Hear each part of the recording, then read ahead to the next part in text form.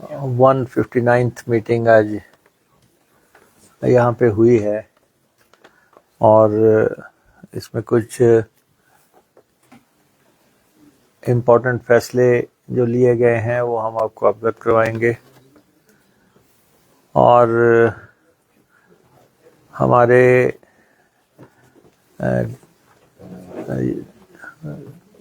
Vice chairman board में appoint हुए हैं अजय वर्मा जी। इनसे आपका परिचय वैसे होगा, लेकिन विधिवत हम आपको सूचित कर रहे हैं कि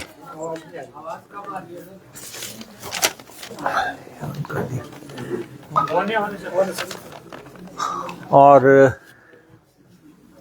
वाइस चेयरमैन हमारे ज्वाइन किए हैं। हमारे प्रिंसिपल सेक्रेटरी जो हैं वो एडिशनल चीफ सेक्रेटरी की भूमिका में आए हैं। और दूसरा परिवर्तन ये है। और थर्डली रोहन ठाकुर जी एक बहुत बढ़िया पारी एज मैनेजिंग डायरेक्टर HRTC की इन्होंने खेली है और दिल्ली डेपुटेशन पे जा रहे हैं। तो इनकी सर्विसेज को भी HRTC ने रिकॉर्ड पे लिया और इनको अप्रिशिएट किया, जो जिस तन्मयता से, जिस लगन से और समर्पण से इन्होंने काम किया। तो एक तो ये 3 अहम मसले थे। और आज HRTC में सबसे जो इम्पोर्टेंट फैसले हमने लिए हैं, बहुत देर से ये चर्चाएं चल रही थी बसों की खरीद को लेके। आज उसको हमने यहाँ पे फाइनल भी किया है और आगे राज्य मंत्रिमंडल को भी मंजूरी के लिए या सूचित करने के लिए भी हम उसको भेज रहे हैं। तो एक तो हम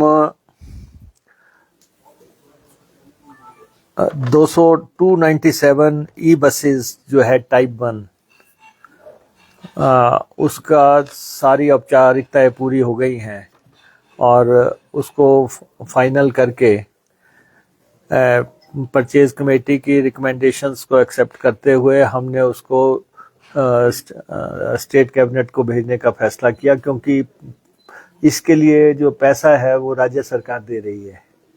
तो राज्य को ये भेजा जा रहा है। लेकिन ये 297 ई बसेस मुझे लगता है कि आने वाले 4-1 महीने के अंदर हिमाचल प्रदेश में आनी शुरू हो जाएंगी और चलनी शुरू हो जाएंगी। एट द सेम टाइम हमने 250 डीजल की ऑर्डिनरी बसेस को का टेंडर करने के लिए इजाज़त दे दी है। और ये 37 सीटर बसेस होंगी। छोटी बसेस हम लाना चाह रहे हैं, बहुत लंबी बसेस के बजाय। और इसका भी 250 इन बसेस का भी आज फाइनलाइजेशन हो गया। बोर्ड ने इसकी इजाज़त दे दी। और उसके बाद 24 सुपर लग्जरी AC बसेस जो है डीजल की, ये भी इनकी खरीद भी लगभग फाइनल हो गई। और ये भी सूचनार्थ जो है राज्य सरकार को भेजा जा रहा है और नेक्स्ट कैबिनेट में ये भी सब इश्यूज फाइनल हो जाएंगे। और एक 23 टाइप 1 ई बसेस, इनकी परचेज भी अप्रूव कर दी गई है। ये इलेक्ट्रिक बसेस, इसके लिए इंसेंटिव आया था ट्रांसपोर्ट को, तो तो उससे ये बसेस खरीदी जा रही हैं, तो ये परचेज भी अप्रूव कर दी गई है। और मिनी जो टेम्पू लेने थे हमने, टेम्पू ट्रेवलर्स लेने हैं, जो कि 100 का हमने फैसला किया था, लेकिन वो टेंडर अभी हमारा फाइनलाइज नहीं हो सका, और उसमें जो भी रीटेंडर करना है उसकी इजाज़त हमने HRTC को दी है कि वो ये कर लें। तो इस हिसाब से जो है ये सारी परचेज आज फाइनलाइज कर दी गई है, और ये लगभग 700 के आसपास गाड़ियों का, वॉल्वोस का, इलेक्ट्रिक बसेस का, डीजल बसेस का ये परचेज का फाइनलाइजेशन आज हुआ। और इससे आने वाले समय में HRTC की स्थिति में काफ़ी सुधार हो जाएगा, जो लगातार क्योंकि केंद्र सरकार ने 15 साल चली हुई बसेस को हटाने के निर्देश दे दिए हैं, तो बसेस हट रही हैं, और उसके चलते हमें फ्लीट में जो है एडिशन करना था, उस हिसाब से फैसले हुए हैं। और 2 हमने क्विक रेस्पॉन्स व्हीकल्स लेने का फैसला किया है, और 4 क्रेन्स परचेज करने का फैसला किया है। गाड़ियाँ कहीं ख़राब हो जाती हैं, उनको लाना पड़ता है, तो 4 वो भी आज फाइनल हमने किए हैं। तो इस तरह से आज की BOD इन्हीं बातों पे केंद्रित थी। और इसके अलावा HRTC ने लगभग साल के दौरान 70 करोड़ रुपए की इंक्रीज अर्निंग की थी, और बड़ी मेहनत से हमारे HRTC के जितने भी ऑफिसर्स हैं, जितने भी हमारे कर्मचारी हैं, ड्राइवर्स हैं, कंडक्टर्स हैं, कार्यशाला में लोग हैं, या टोटल जो हमारा परिवार है HRTC का, उन सब की मेहनत से ये अर्निंग हुई थी। और उसके बारे में भी बोर्ड को सूचित किया गया, और आज दिन तक जब से हमारी सरकार बनी है, हमने कर्मचारियों को सैलरी भी दी है और आज दिन तक पेंशन भी दी है, तो कहीं भी हम डिफ़ॉल्ट में नहीं है। लेकिन राजनीतिक कारणों से कुछ लोग बयान देते रहते हैं, वो उनके अपने सोच है, लेकिन HRTC को सुधार वादी कदम जो है उठाए जा रहे हैं। HRTC किसी भी तरह से एक कमर्शियल ऑर्गेनाइजेशन नहीं है, ये एक वेलफेयर ऑर्गेनाइजेशन है। और वेलफेयर ऑर्गेनाइजेशन क्यों है, उसकी वजह मुख्यतः ये है कि हम जितने भी घाटे के रूट हैं वो सब HRTC चलाती है, ताकि दूर दराज दुर्गम क्षेत्रों में लोगों को छोड़ना है तो उसके लिए HRTC काम करती है। फिर जो भी हमारे सरकार फैसला करती है कि रियायतें देनी है, जैसे महिलाओं को रियायत दी है, या ऐसे 27 कैटेगरीज हैं, उन सबको रियायती सफ़र करवाना वो भी HRTC करवाती है। और उसके बाद हम सरकारी पे एंड पेंशन उन रेट्स पे देते हैं जो सरकार के कर्मचारियों को मिलते हैं। तो ये सारी बातें अगर हम कंसिडरेशन में लें तो हिमाचल प्रदेश में HRTC 50 साल का सक्सेसफुल सफ़र HRTC ने किया है। और हिमाचल प्रदेश में ना तो कोई एयर मार्ग ऐसे हैं कि बहुत सक्सेसफुली एयर ट्रैवल हो रहा हो या रेलवे ट्रैवल हो रहा हो, तो सबसे इम्पोर्टेंट HRTC है। तो लोगों लगभग 4 से 5 लाख लोगों को रोज एचआरटीसी अपने गंतव्य स्थलों पे छोड़ती है।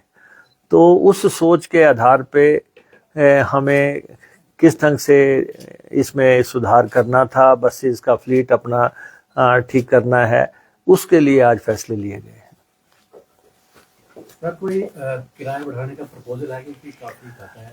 नहीं, देखिए, किराए बढ़ाने का फैसला जो है ना वो सरकार करती है, एचआरटीसी नहीं करती है।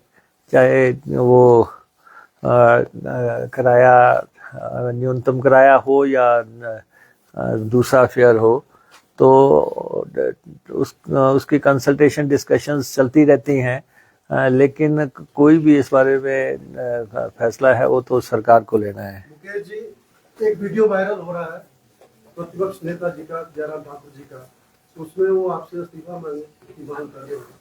मैं वो इसलिए मांग रहे हैं क्योंकि मैंने आज दिन तक रेगुलर पे एंड पेंशन दी है और उन्होंने अपने समय में 57 बार डिफॉल्ट किया है, और जब वो मुख्यमंत्री थे सिर्फ 3 महीने वो रेगुलर टाइम पे जो है पे दे पाए, पेंशन दे पाए। इसलिए वैसे भी जब सत्ता से बाहर आदमी चले जाता है तो उसको बहुत प्रीत आती है। आजकल उनको एचआरटीसी पे बहुत चर्चा होती है। आपकी सूचना के लिए 10 करोड़ रुपया जो है, जो उन्होंने रैलियों में, कार्यक्रमों पे खर्च किए, वो डिफॉल्ट करे पैसा बिना दिए चले गए थे। 10 करोड़ रुपया अभी भी मैंने 2.5 करोड़ रुपया चुकता किया है, अभी भी 7.5 करोड़ रुपया जो है एचआरटीसी की देनदारी बाकी है। तो इसलिए आजकल वो एचआरटीसी पे चर्चा करते हैं, असल में उनके मन में एक टीस है। उनको ये लगता है कि जो मैं मुख्यमंत्री की कुर्सी से हटा, उसमें नेता प्रतिपक्ष की कोई ना कोई जो है भूमिका रही होगी, तो बैठे उठते कहीं याद आ जाता है तो उनको वो कहते तो वो मुझे है कि दौरा पड़ता है। लेकिन मैं समझता हूँ कि कहीं उनको तो नहीं पड़ना शुरू हो गया कि बार बार जो है वो एचआरटीसी में आज दिन तक भरकम बोझ वो जो है कर्ज का छोड़ गए, और उसके बावजूद जो है हमने एचआरटीसी को तनख्वाह और पेंशन में डिफॉल्ट नहीं होने दिया है। और कोशिश हमारी है, ठीक है, कर्मचारियों की मांगे हैं, जायज़ मांगे हैं, उनको कैसे पूरा करना वो अलग काम है, लेकिन लगातार हमने बोर्ड के कामों में भी सुधार किया है। एक एक आदमी की परफॉर्मेंस मॉनिटर हो रही है। एक एक गाड़ी के जो गाड़ियां हम चला रहे हैं उसका कितना, एक एक रूट को हम मॉनिटर कर रहे हैं कि कौन घाटे में है, किस वजह से घाटे में है, वो हर चीज मॉनिटर हो रही है। आरएम्स मॉनिटर हो रहे हैं, ड्राइवर कंडक्टर्स मॉनिटर हो रहे हैं, हर चीज।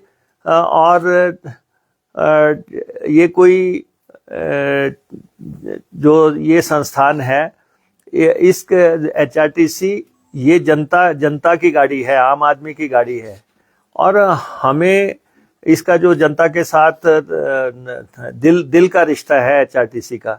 तो एचआरटीसी को जो है, आप सत्ता से बाहर हो गए तो इसका मतलब आप एचआरटीसी को बदनाम करोगे। आपने अपने समय में क्या किया है, आप उसका जरा अवलोकन तो कर लें। आप उसका अवलोकन कर लें कि आज आप कर्मचारियों के हितैषी बने हुए हैं। आप कर्मचारियों का 11,000 करोड़ रुपया दे के नहीं गए, एरियर्स आपने दिया नहीं, भारी भरकम कर्जा आप खड़ा करके गए हैं।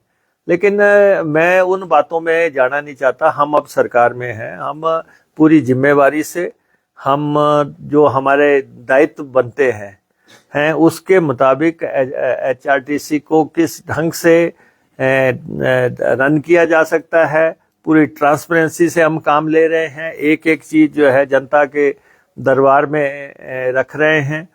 तो इसलिए कौन क्या कहता है, अब मैं 2-3 बार सुन चुका हूं कि जी मुकेश अग्निहोत्री इस्तीफा दे दे, अब तो दे ही दे हैं। अब जब हमारे पास बिल्स एंड वोचर है, हमने जब वहां पे 12 दिसंबर को जिस दिन हमने रैली की, उससे पहले जो हमने अदायगी की है, हमारे पास वो वाउचर्स हैं, वो हम दिखा सकते हैं कि हमने कब कब तनख्वाह दी। हम दे तो रहे हैं। आप ये बताएं कि आपने रैलियां की, आपने पूरे प्रदेश में वो करके 10 करोड़ रुपए का बिल बिना चुकता करके आप चले गए, बिना दिए आप चले गए। तो इसलिए उनका हमारे साथ प्यार है और रहते जन्म तक उनका हमसे प्यार रहेगा, क्योंकि कुछ चीजें दिल में दर्ज हो जाती हैं, तो वो उनके दिल में दर्ज है। तो जब भी उनको इस कांग्रेस की सरकार में कोई याद आएगा तो वो मुकेश अग्निहोत्री आएगा। सर, एचआरटीसी के कर्मचारियों ने विरोध प्रदर्शन किया है अपने ड्यूज को लेकर और 8 मार्च को चक्का जाम की चेतावनी दी है। देखिए, एचआरटीसी के कर्मचारी हमारे कर्मचारी हैं और उनको भी ये सारी स्थितियों का मालूम है कि किस तरीके से हम एचआरटीसी को रन कर रहे हैं, उसकी इनकम बढ़ा रहे हैं, या हम के राज्य सरकार से किस ढंग से इसके बारे में बातचीत कर रहे हैं। और हमने अपने वाइस चेयरमैन साहब से कहा है कि वो उनसे बात करेंगे। जो उनके ड्यूज हैं वो कमिटेड है। मुख्यमंत्री जी ने सार्वजनिक सभा में अनाउंस किया है, लेकिन पैसा आने में थोड़ा डिले हुआ है। हमने रिक्वेस्ट की है कि वो पैसा हमें आए। जैसा ही हमारे पास पहुंचेगा हम वो पैसा उनको अदायगी करेंगे। किसी भी कर्मचारी की किसी भी ड्यूज को नकारा नहीं जा रहा है। सर, आपने सर अभी वाटर मिनिस्टर्स की कॉन्फ्रेंस में वाटर सिक्योरिटी की बात कही थी। हिमाचल में बहुत से एसटीपी के सैंपल फेल हो रहे हैं, तो क्या विभाग इस पे कोई कार्रवाई कर रहा है? नहीं, देखिए, मैं आपके सारी चीज़ों का ये जवाब दूं, लेकिन ट्रांसपोर्ट वाले, एचआरटीसी वाले ये कहेंगे कि हमारी शुद्ध जो प्रेस कॉन्फ्रेंस हो रही है इसमें आपने खलल डाल दिया। तो मैं आपसे अलग से बैठ के पानी पे सारी बात करने को तैयार हूं, क्योंकि मैं अभी कॉन्फ्रेंस में जाके आऊँ, राज्य मंत्रियों का सम्मेलन था, उसके बारे में जो भी आप पूछना चाहेंगे तो इस से हट के हम बात कर लेंगे। 700 नई गाड़ियां खरीदी जा रही है, सारी कितने कॉस्ट की होगी सर ये सारी? ये तो अलग अलग तरह की गाड़ियां हैं, क्योंकि ये इलेक्ट्रिक बसेस हैं और दूसरा जो डीजल बसेस हैं उसके लिए अलग रेट्स हैं, इलेक्ट्रिक के अलग रेट्स हैं, वोल्वो के अलग रेट्स हैं। तो लेकिन ये है कि ये फाइनेंशियल टाई अप सारा हो गया है हमारा। सर, कोई नए बस अड्डे बनाने का भी प्रपोजल? कौन, शकील जी बोल रहे हैं? अच्छा, अब ये है कि आज ये एचआरटीसी का बोर्ड ऑफ डायरेक्टर है, ये जो जिसकी आप बात कर रहे हैं वो अलग बोर्ड है बस अड्डा। लेकिन फिर भी मैं आपकी सूचना के लिए, वो हालांकि इसमें फैसला नहीं हुआ है और वो उन्हीं के बोर्ड में फैसला होना है। हम बद्दी का और ये जो बिलासपुर का ये बस अड्डे हम बनाना चाहते हैं जल्दी से। ड्राइवर भर्तियों को लेकर भी कोई नहीं, देखिए कि हमने कंडक्टर भर्तियां तो कमीशन के माध्यम से की हैं और उस पर भी बार बार कुछ लोग कहते हैं कि जी वो कहते थे पक्की नौकरियां देंगे, तो पक्की ही दी है। कंडक्टर की जो दी है बिल्कुल पक्की दी है और कमीशन के माध्यम से दी है और 58 साल वाली ही दी है। ड्राइवर की भर्तियों का इसलिए अभी मामला लटका हुआ है क्योंकि हमारे पास ड्राइवरों की संख्या अभी तक प्रॉपर है। अभी तक हमारे पास ड्राइवर पर्याप्त है। हमने शुरू भी किया था ये प्रोसीजर, लेकिन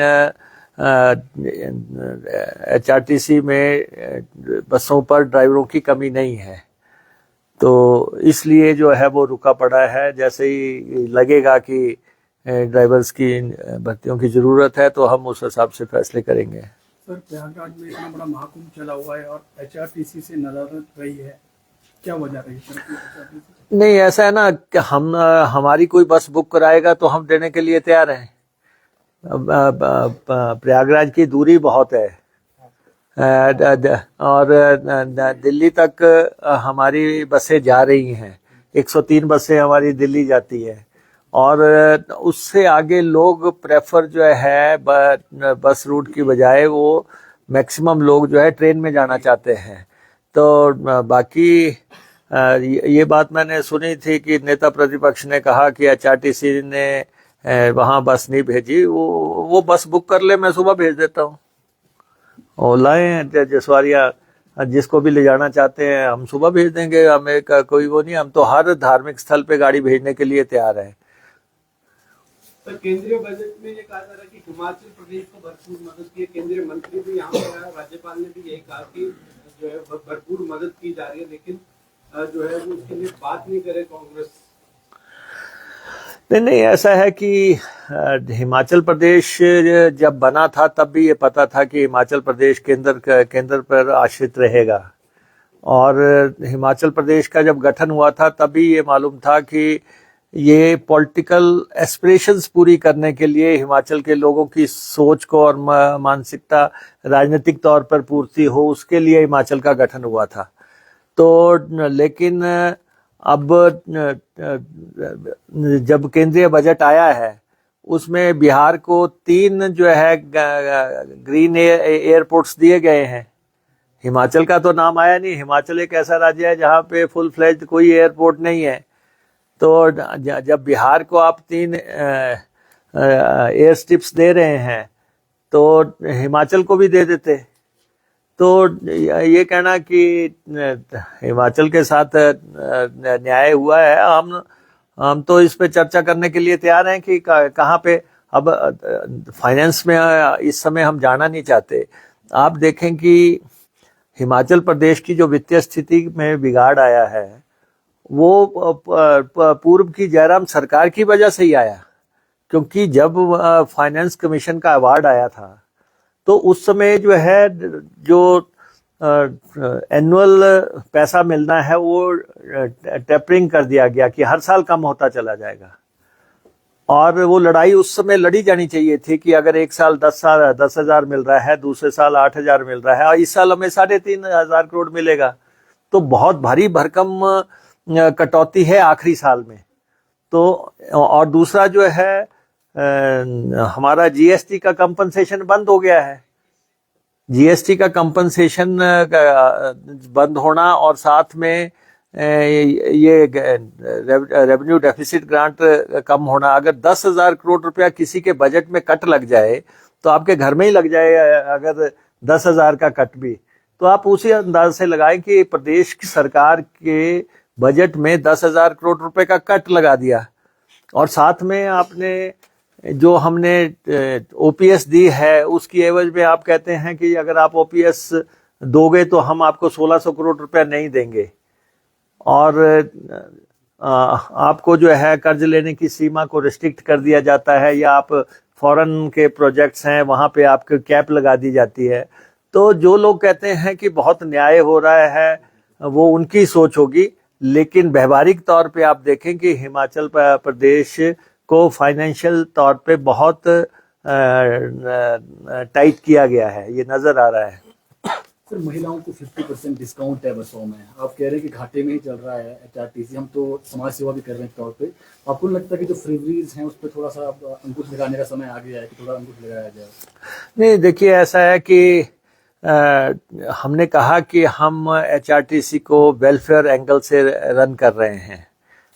हम इसको शुद्ध व्यापारिक नज़रिए से नहीं चलाते हैं। अगर शुद्ध व्यापारिक नज़रिए से चलाएं तब तो आपकी बात व्यावहारिक हो सकती है, लेकिन जब हम इसको जो है वेलफेयर स्टेट के तौर पे रन करते हैं तो उसमें अपने लोगों को गंतव्य स्थल पे पहुंचाना वो जरूरी है। इसीलिए हम ये कर रहे हैं कि डिफरेंट किस्म की कैटेगरीज की गाड़ियां हम ला रहे हैं ताकि टेम्पो ट्रैवलर लाए जा सकें, छोटी गाड़ियां 37 सीटर लाई जा सके। हर जगह जो है 42 सीटर, 48 सीटर, 52 सीटर भेजने की बजाय जो है छोटी गाड़ियां हम ला सकें, तो वो हमारा प्रयास चल रहा है। अप्रोक्सीमेटली कितना पैसा खर्च होगा जो सारी बसें खरीदने में? हमने कहा कि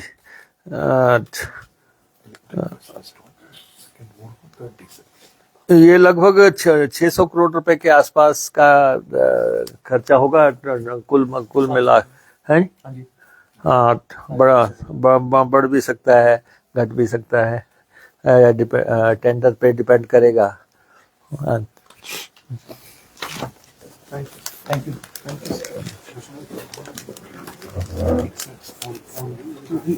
लंच इज देयर। हाँ, आप देखिए लंच भी। Please have your lunch.